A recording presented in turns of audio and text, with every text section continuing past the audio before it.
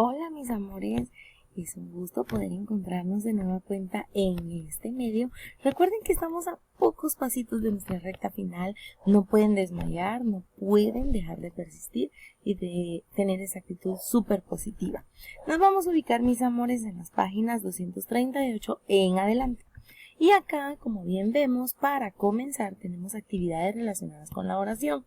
Yo sé que todo esto ustedes ya lo manejan súper bien y solamente es cuestión de que recapitulemos un poquito y listo. Para comenzar entonces tenemos en la primera de nuestras actividades que ordenar las palabras para construir oraciones coherentes. Por ejemplo acá yo encuentro las ventanas sucias que porque hay, están, limpiar, muy. Entonces voy a ver cómo yo puedo volver una oración coherente acá. Por ejemplo, ¿verdad? Hay que limpiar las ventanas porque están muy sucias. Muy bien, entonces yo le escribo acá. Ya yo la ordené, hay que limpiar las ventanas porque están muy sucias. Ahora vamos a hacer lo mismo con las siguientes dos. Y listo. En la actividad número 2, recuerden que esto es un para comenzar. Tenemos que escribir una oración que describa cada imagen. Entonces, cuando usted describe, recuerde que usted con sus propias palabras está dando a conocer eso que se le está sugiriendo que exprese o que dé a entender. Entonces, aquí yo podría decir, bueno, mi mamá o mi tía le encargó al carpintero una nueva puerta para mi habitación. ¿Verdad? Ahí la imaginación de cada uno hará surgir. Luego tenemos la actividad número 3 y última para comenzar esta temática, que unir las acciones con las personas que las realizan. Entonces vamos a analizar estas acciones y vamos a buscar de este otro ladito a la derecha quién pudo haberlo dicho. Entonces acá, por ejemplo, tengo un sí, lo dijiste. Entonces, ¿a quién se le diría? ¿A él? No, está en tercera persona. Recuerda que dice, sí, lo dijiste. Entonces podría ser con el tú. Tú, ¿verdad? Lo dijiste. Entonces ahí sí suena bien. Entonces unimos, por favor, sí lo dijiste con el tú. Sería segunda persona. Luego vamos a leer la segunda para que no nos quede ahí una confusión. Y nos dice, traemos buenas noticias. Entonces, traemos, me incluyo yo y hay más. No puede ser él traemos buenas noticias o yo traemos buenas noticias, pero sí podría ser nosotros traemos buenas noticias. Muy bien, entonces unimos ahí por favor. Luego de haber terminado todo, nos vamos a ir a la parte de abajo donde nos pide que escribamos una oración donde utilicemos cada pronombre. Es decir, aquí vamos a escribir una oración donde ocupemos ellos y aquí vamos a escribir una oración donde ocupemos ella, ¿verdad? Ahí a su gusto. Ellos trabajaron todo el mes en este proyecto, ¿verdad? O ellos entregaron todas las tareas puntuales. Ella, bueno, una oración a su creatividad y gusto. Ella es hermana de mi mejor amiga, etcétera, ¿verdad? Bueno, habiendo realizado las actividades para aprender, entonces ya nosotros nos podemos situar en nuestra temática y recuerden que nuestro tema era la oración. Aquí vamos a recapitular que una oración está construida, ¿verdad? Gramaticalmente para expresar una idea completa. Entonces, quiere decir que en un párrafo las oraciones que vamos a distinguir las unas de las otras va a ser porque esta es regla, es ley, y como que a los maestros nos lo escuchan siempre decirlo los niños, ¿verdad? Los alumnos, las personas en general. Toda oración comienza con mayúscula y finaliza con un punto. Bueno. Tenemos entonces ejemplos que nos pueden permitir visualizar y posteriormente vamos a encontrar acá dentro de las mismas clasificaciones el recordatorio de que existen oraciones bimembres y oraciones unimembres. La oración bimembre es la que está compuesta en dos partes, que es la tradicional que conocemos, ¿verdad? Que tiene un sujeto y tiene un predicado, recordando siempre que el sujeto es de quien se habla en la oración y el predicado es lo que se dice del sujeto. Bueno, luego de que también nos encontremos nosotros ahí unos ejemplos, nos encontramos con las oraciones unimembres. Estas están formadas por un solo miembro o una sola frase. Entonces estas son oraciones que expresan una idea completa, pero que no se pueden dividir en sujeto y predicado. Y tenemos aquí ejemplos también, ¿verdad? Feliz día es una oración. Inicia con mayúscula, finaliza con un punto. En este caso son signos de puntuación los que vemos en la primera, pero tenemos otros ejemplos. Ahora bien, también nos vamos a encontrar las oraciones impersonales. En este caso son las que carecen de sujeto, o sea que no admiten una persona que realice la acción, ¿verdad? Y aquí pues tenemos nosotros algo complejo, pero a la vez que ya sabemos manejar. Es decir, que no necesitamos de un sujeto explícito para comprender lo que se dice. Y tenemos aquí ejemplos, ¿verdad? Habrá juegos divertidos. Es una oración completa, expresa una idea, pero no se dice quién, ni cómo, ni cuándo, ¿verdad? Solo se da una idea generalizada. Vemos entonces, avanzando un poquito más, y nos encontramos con lo que es sujeto y predicado. Entonces, ya nosotros ahí teníamos un pequeño recordatorio anteriormente, ¿verdad? Que sujeto es quien realiza la acción en la oración. Entonces aquí incluso podemos notar que existe un núcleo del sujeto, ¿verdad? Hay sujeto simple cuando es una sola persona o un solo sujeto de quien se habla, pero también hay sujetos compuestos, es decir, que se puede mencionar dos o más que intervienen en esa oración. Encontramos también el predicado que, como nosotros lo llamamos ya así como que de manera autónoma, ¿verdad? Es lo que se dice del sujeto y acá nos lo recuerda. Es la parte de la oración que se construye en torno al verbo, o sea, el verbo es la acción que realiza, ¿verdad? En este caso también vemos que el núcleo del predicado es un verbo conjugado y que le puede añadir complementos, ¿verdad?, que amplíen su significado.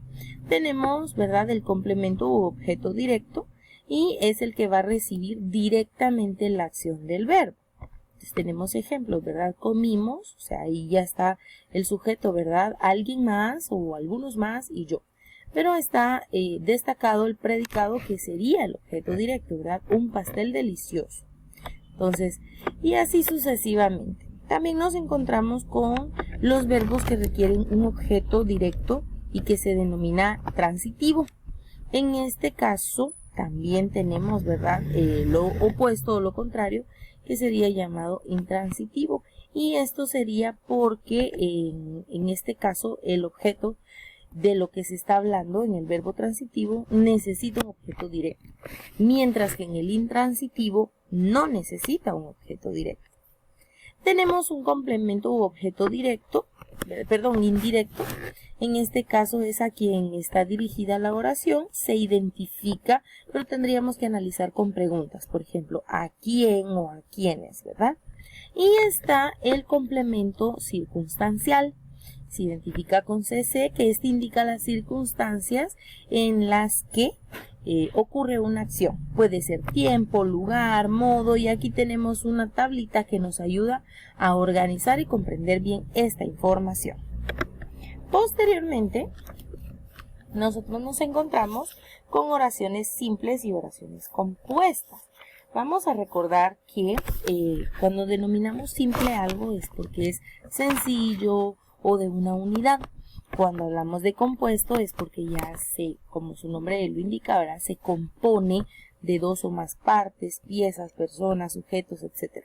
En este caso, las oraciones simples precisamente nos van a llevar a esta circunstancia de comprender que estaríamos tomando en cuenta un sujeto, una sola persona, un solo objeto, una sola